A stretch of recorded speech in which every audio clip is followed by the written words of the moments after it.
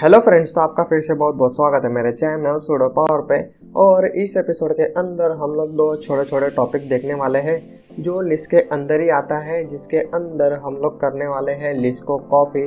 उसी के साथ अगर दो लिस्ट को आपको ज्वाइन करना होगा तो किस तरीके से करेंगे, तो ये दो टॉपिक में इस एपिसोड के अंदर आपको सिखाने वाला हूँ। तो चलो स्टार्ट करते हैं।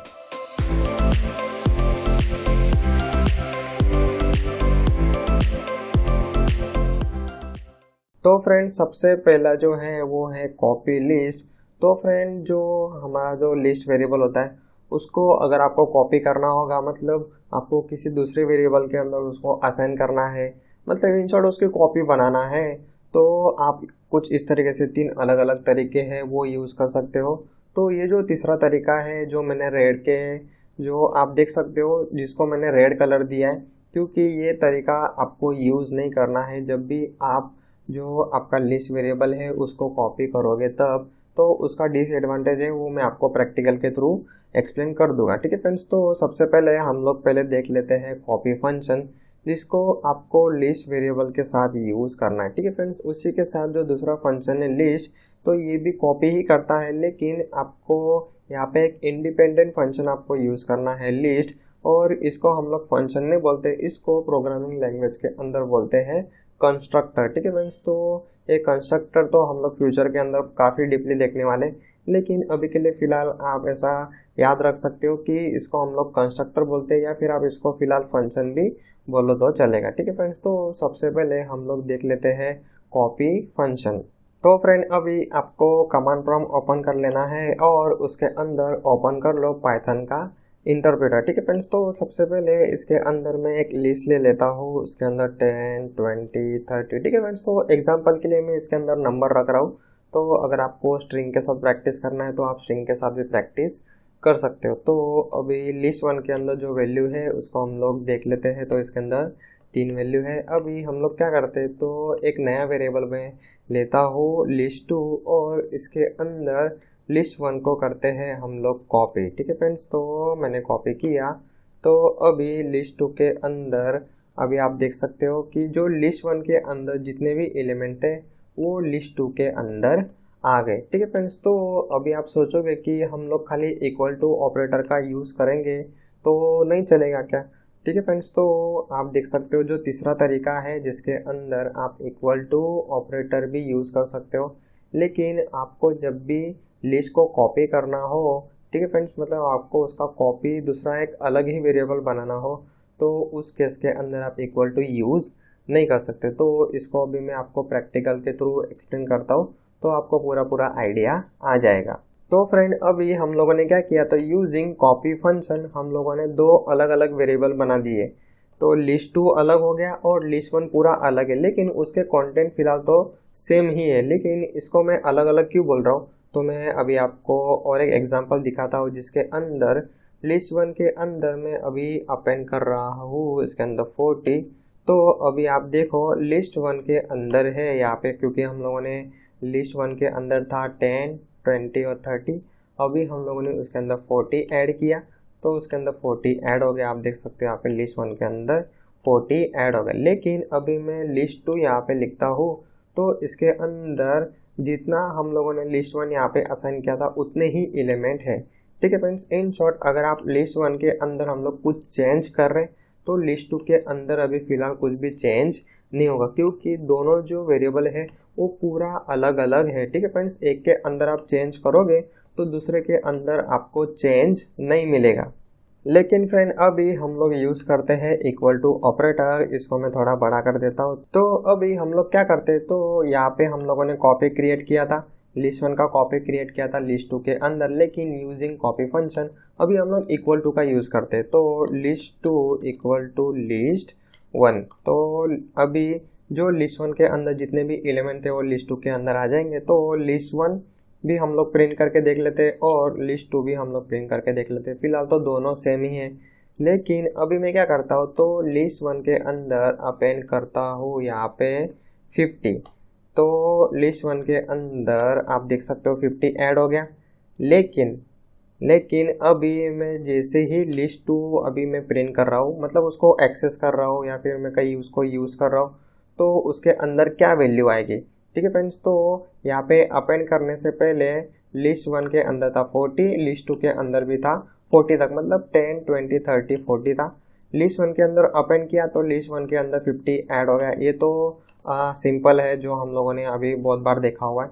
लेकिन अभी लिस्ट 2 में यहाँ पे प्रिंट करता हूँ तो फ्रेंड अभी आप यहाँ पे देख सकते हो कि लिस्ट 2 के अंदर भी 50 ऐड हो गया। मतलब हम लोगों ने लिस्ट 1 के अंदर चेंज किया तो ऑटोमेटिकली लिस्ट 2 के अंदर भी चेंज आ गया। तो वो किस वजह से हो रहा है, तो वो हो रहा है इस इक्वल टू ऑपरेटर की वजह से।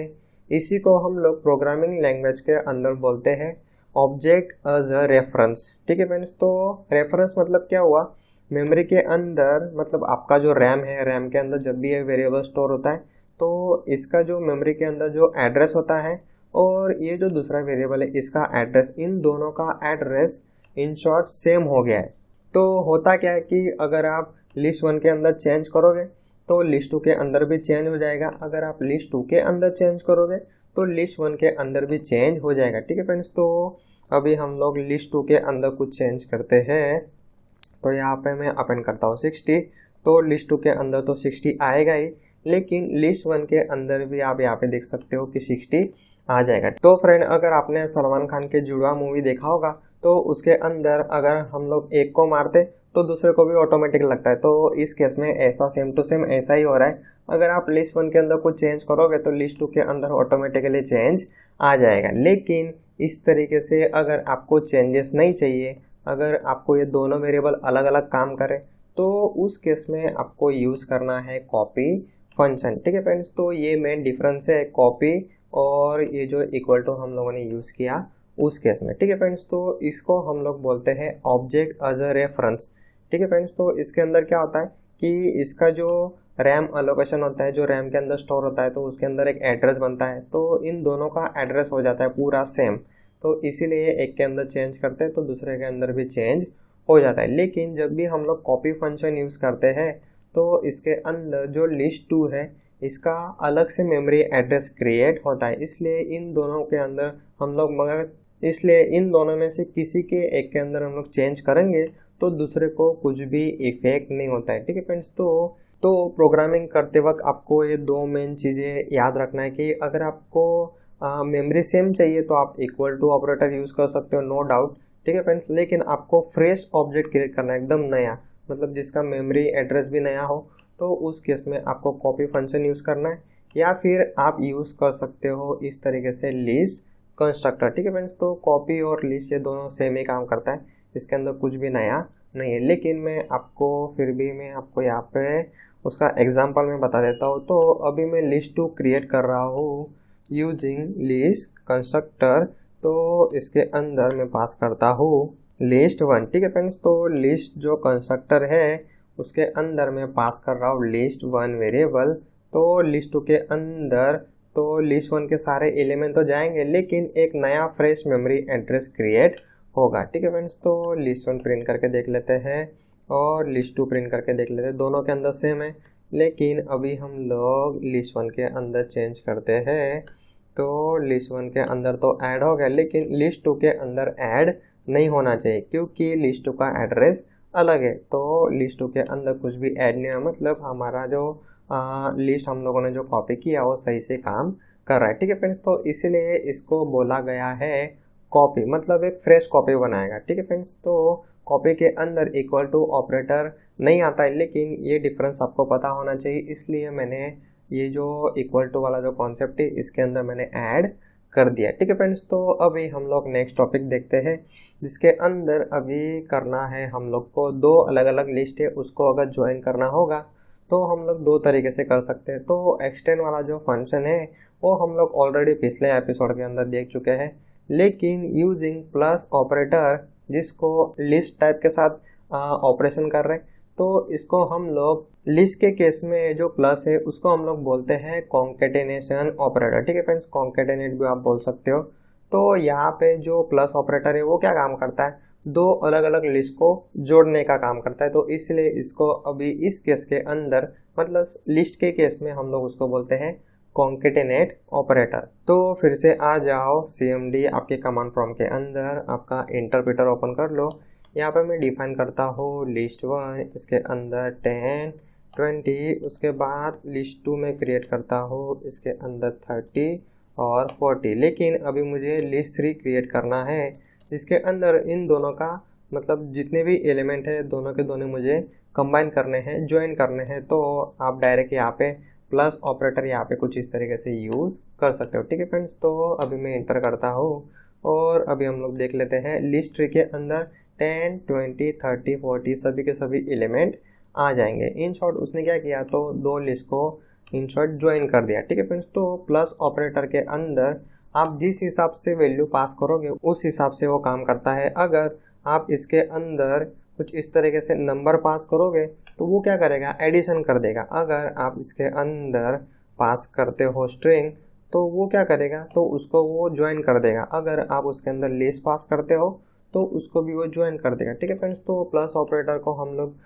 अलग अलग टाइप के साथ अलग अलग कुछ इस तरीके से ऑपरेशन कर सकते हैं। ठीक है फ्रेंड्स, तो फ्रेंड अभी आपको क्या करना है, तो पिछले एपिसोड के अंदर भी मैंने प्रोग्राम दिए थे, तो इन सारे प्रोग्राम के आपको फिर से प्रैक्टिस करना है। ठीक है फ्रेंड्स, तो अगर आपको कुछ भी प्रॉब्लम आती तो आप मुझे इस वीडियो के कमेंट सेक्शन के अंदर पूछ सकते हो, मैं वहाँ पे आपको ज़रूर हेल्प करूँगा। ठीक है फ्रेंड्स, तो अगर आपको समझ में नहीं आता है तो वीडियो एटलीस्ट आपको 1-2 बार रिपीट देखना है।